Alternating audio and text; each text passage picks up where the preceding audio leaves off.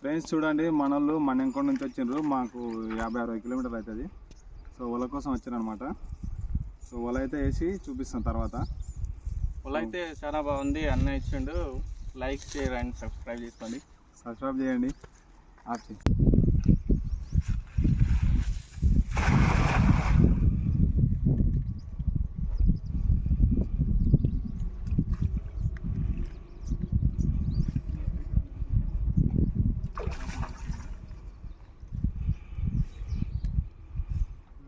First time వాడినప్పుడే చేప వాడాలి నిజంగానే.